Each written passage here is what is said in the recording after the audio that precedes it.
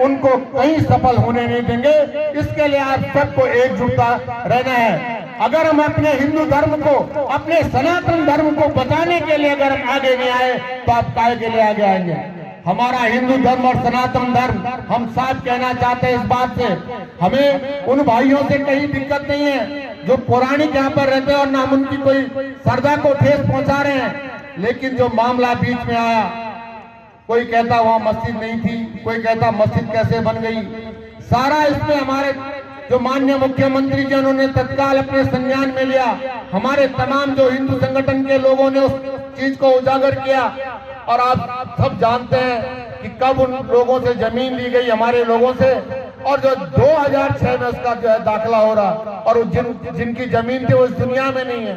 तो बहुत सारी चीजें हैं जो जांच का विषय में पूरी तरह से जांच कराई जाएगी।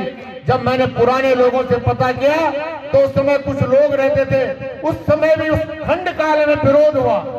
जब हम पैदा नहीं हुए थे उस समय भी उस चीज का विरोध हुआ। तो उन लोगों ने कहा साहब इस शिक्षा के नाम पे, जो मदरसे के नाम पे थोड़ा पढ़ाने के लिए हम यहाँ पे बना रहे हैं। लेकिन आज जब देखते हैं उनकी तादाद, कभी उनकी तादाद 20-25 होती थी, आज जब वो सैकड़ों की तादाद में यहाँ से आ गई। तो ये बहुत सारी विषय है जो दिल को झकाझक करती है कि हमारे तमाम जितने भी हिंदू भाई बैठे हैं, हम इस धार्मिक नगरी को कैसे मजबूत बनाएं। हमारे यहाँ बार बार करते हैं। मैं उन तमाम हिंदू संगठन के उन भाइयों को बहुत बहुत उनका आभार व्यक्त करना चाहूंगा, उनका धन्यवाद करना चाहूंगा, जिन्होंने माँ गंगा के किनारे जितने भी जो बुच्चर खाने खुले थे उनको बंद कराने के लिए उन्होंने जो प्रयास किया, उसके लिए मैं उनको बहुत बहुत बधाई देता हूँ, उनका बहुत बहुत धन्यवाद करता हूँ। हम सबको जागना होगा। उत्तरकाशी हमारी जो देवभूमि है, जहाँ बाबा विश्वनाथ की नगरी है, यहाँ पर तमाम मंदिर हैं, जहाँ पे हमारी श्रद्धा का जो प्रतीक तमाम मंदिर हैं, चाहे हरि महाराज हो, चाहे कंडार देवता हो, चाहे बाबा विश्वनाथ हो, चाहे कालेश्वर हो, तमाम मंदिर यहाँ पर हैं। लेकिन मैं आप लोगों से पूछना चाहता हूँ और आप लोगों को आज इस पांडाल से आप सबको शपथ ग्रहण करनी है कि इस उत्तरकाशी नगर को हम धार्मिक नगर घोषित करेंगे। ये हम आपको, और इसके लिए आप सबको जागरूक रहना।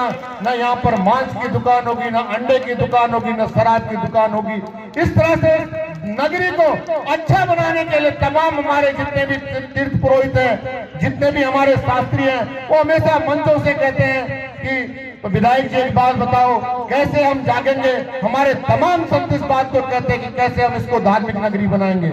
लेकिन जो तमाम हमारे हिंदू संगठन जो मामला उठाया, मैं आप सबको विश्वास दिला रहा हूं इस बात का कि बिल्कुल इसकी निष्पक्ष जांच होगी और अवैध होगी तो तुड़ाई जाएगी। या आपको कह रहा हूं, पहले तो हमारे इस क्षेत्र में इस तरह का जो होना नहीं चाहिए, लेकिन अगर वो अवैध होगी तो कहीं पे भी जो है उस मस्जिद को नहीं रखा जाएगा। दूसरी बात, मेरा आप लोगों से कहना, मैं बहुत चिंतन मंथन करता हूँ, हमारे ये रामलीला मैदान का अस्तित्व, हमारी ये देवभूमि है, चाहे आज भगवान का कार्यक्रम चल रहा है, चाहे रामलीला का कार्यक्रम चल रहा है, चाहे तमाम खेल मैदान का यहाँ पर कार्यक्रम चलता है, हम सबको एक प्रस्ताव ये भी जाना चाहिए कि पूर्व की भांति नगर पालिका में नहीं शासन के अधीन रहे और जिस तरह से पूर्व में ये मैदान का अस्तित्व था उस तरह से इस मैदान का अस्तित्व बना रहे। ये हम सब का, क्योंकि जब भी कोई कथा होती है तो 40,000 30,000, अभी हमारा सैनिक मेला था वो यहाँ पे नहीं हुआ, बड़ा दुर्भाग्य की बात है। हमारे तमाम सैनिक भाई हमसे जुड़े हुए हैं। तो ये चीजें बहुत छोटी छोटी चीजें हैं। हमने ये कहा कि जो सब्जी मंडी हमारी यहाँ पर है, हम लोगों को भी जागरूक होना है। अगर बाहर के लोग आ रहे हैं तो उनको कमरा किराए पर कौन दे रहा है? हमको भी जागना होगा, हमको भी जागना होगा कि हम किस व्यक्ति को कमरा दे रहे हैं। तमाम प्रकार की छोटी छोटी घटनाएं, चाहे पुरोला के अंदर हो, चाहे उत्तरकाशी के अंदर हो, जगह जगह जब घटना घटित होती है तो तब बड़ा मन कुंठित होता है कि हम लोग कहाँ पे हम जागरूक हैं। तो हम सबको जागना पड़ेगा। हम सब एक साथ हैं, अच्छा इस धार्मिक नगरी को बनाने का हम सब और आप सब प्रयास करेंगे। और कहीं भी जो बाहर से हमारे तमाम जितने भी जो रोंगिया मुसलमान यहाँ पर आ रहे हैं, अब इसी रामलीला मैदान में हम 2 रुपए के चक्कर में आज हम जान रहे हैं कि हमारा आदमी, अब कई चीजें हैं जो इस मंच से नहीं कहूंगा, लेकिन हमको कहीं ना कहीं अपने अंदर भी सोचना पड़ेगा। यहाँ पे तमाम ठेलियां लग जाती है पूरे उसमें, ये ठेले लगाने के लिए मार्केट है, तो हमको सोचना होगा कि यहाँ पर कोई ठेली रेवड़ी ना लगे।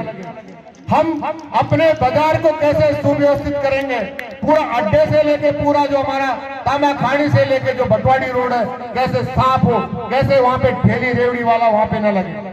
मेरा पूरा प्रस्ताव है, मैंने माननीय मुख्यमंत्री जी को भी प्रस्ताव दिया, मुझे पूरा विश्वास है कि जो हमारी सब्जी मंडी है, मैंने एक प्रस्ताव अपने दिमाग में जगह ढूंढी, कहीं नहीं मिली, काली कमली के पीछे जो जगह है ये सब्जी मंडी वहां पर स्थापित होगी और स्थापित उन्हीं लोगों को दुकान मिलेगी जो यहाँ पे पौराणिक है। ये गलत फहमी में जो हमारे लोगों ने उनको दुकानें दी वो नहीं देंगे बाहर वालों को दुकानें। अपने आप हम लोग जो है बाहर बिजनेस करने के लिए जाते हैं लेकिन हम सब्जी की दुकान लगाने के लिए तैयार नहीं है, तो हमको भी कहीं ना कहीं जागना होगा।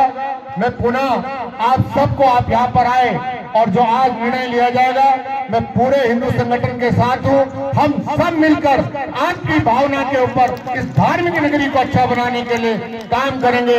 इन्हीं शब्दों के साथ आप सबका आभार व्यक्त करते हुए, आप सबको प्रणाम करते हुए, जब जब श्री राम को किस तरह से सबक सिखाया जाता है, आप लोगों से ले रहा है, आप लोगों से मार्गदर्शन ले रहा है।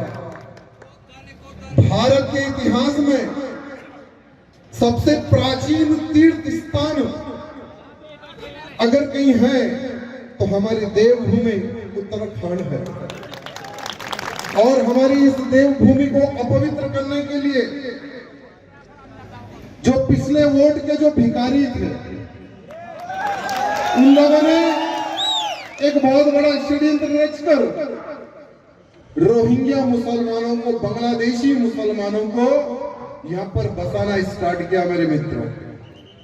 लेकिन आज मैं सिर्फ उत्तर काशी के नौजवानों को नहीं, पूरे उत्तराखंड के नौजवानों को, हिंदू वीरों को यही कहने के लिए मैं हैदराबाद से आया हूं कि ये सिर्फ उत्तर काशी का इशू नहीं है, पूरे उत्तराखंड में जो लव जिहाद, जो लैंड जिहाद हो रहा है, उसको बचाने के लिए हम सबको आज एक होने की आवश्यकता है।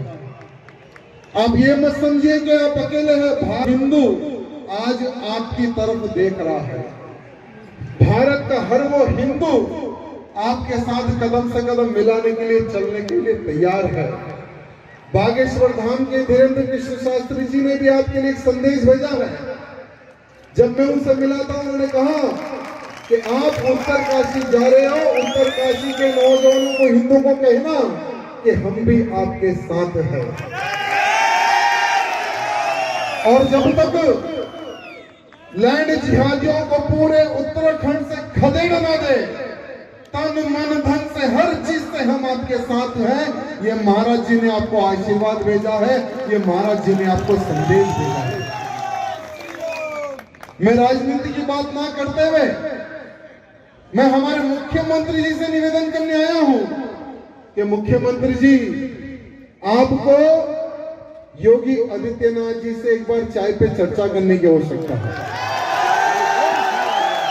योगी जी किस प्रकार से उत्तर प्रदेश में लैंड जिहादियों को सबक सिखाते हैं, आपको भी कुछ बुलडोजर अपने उत्तराखंड में खरीद के लाने की आवश्यकता है। जब 2000 में आप लोगों के संघर्ष के कारण उत्तराखंड उत्तर प्रदेश से अलग हुआ तो यहां पर मुसलमानों की संख्या कितनी थी? कितनी थी? सिर्फ 1% यानी 1 लाख, और 2023 के सर्वे में 25 लाख ये मुसलमान से आ गए। आज ये सोचने और समझने की आवश्यकता है।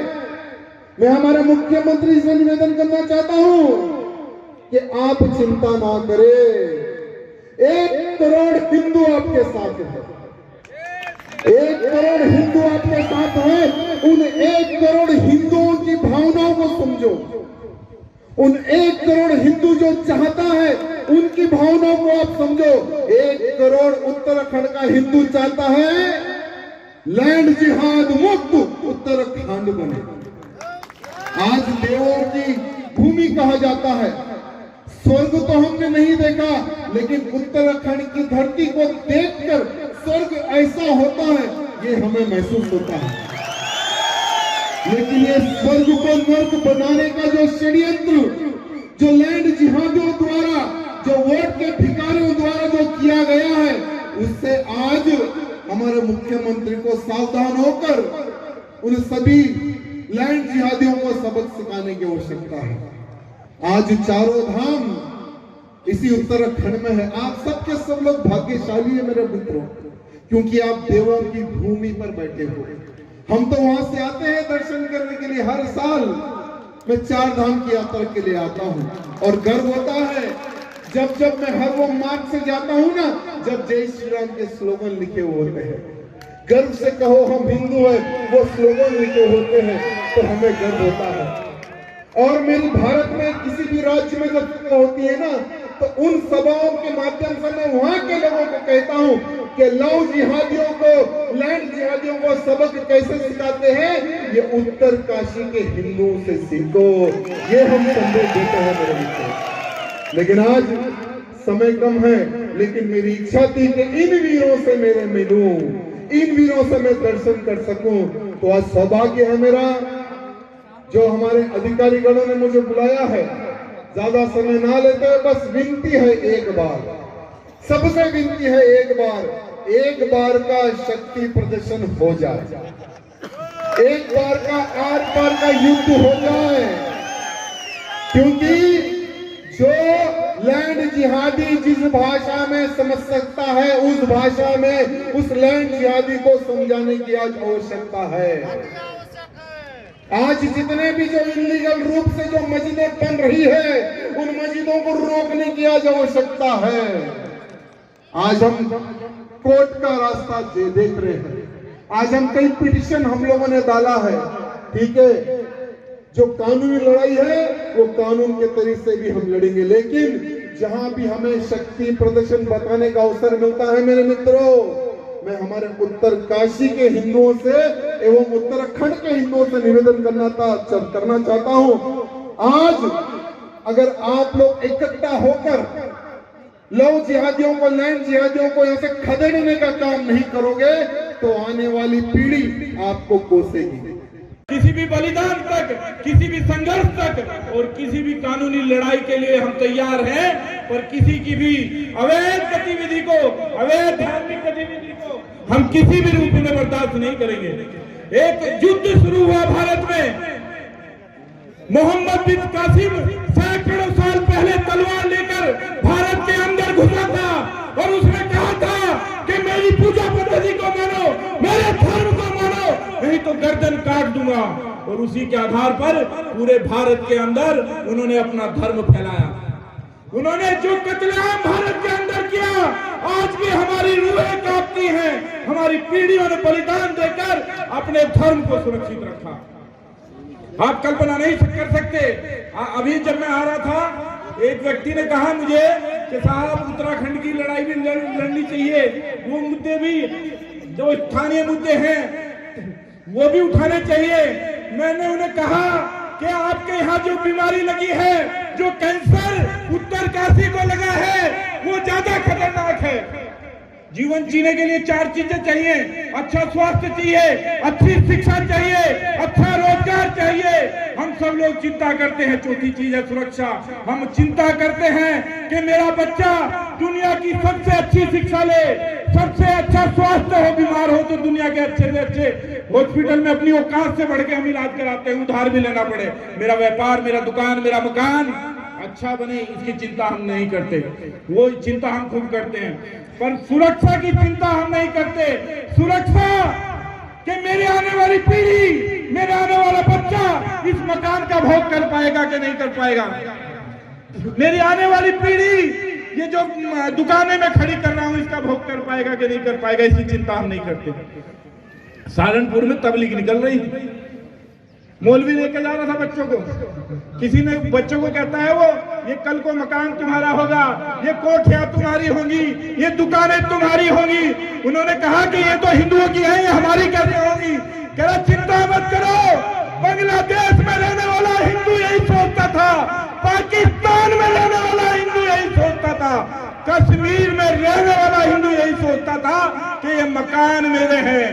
पर ना मकान लेके आए, ना दुकान लेके आए, ना बेटियों की इज्जतें लेके आए। चौराहे पे नंगा कर करके हमारी बहन बेटियों की इज्जत लूटी गई। भाई के सामने बहन का बलात्कार किया गया, बाप के सामने बेटी का बलात्कार किया गया। वो दिन हमने देखा है।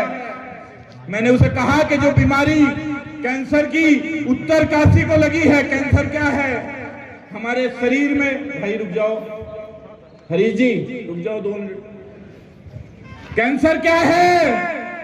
हमारे शरीर इतना संवेदनशील होता है कि कोई सुई भी चुभेगी तो हमारा शरीर बताएगा। अंदर भी कोई बीमारी हो तो शरीर तुरंत उस पर रिएक्ट करता है।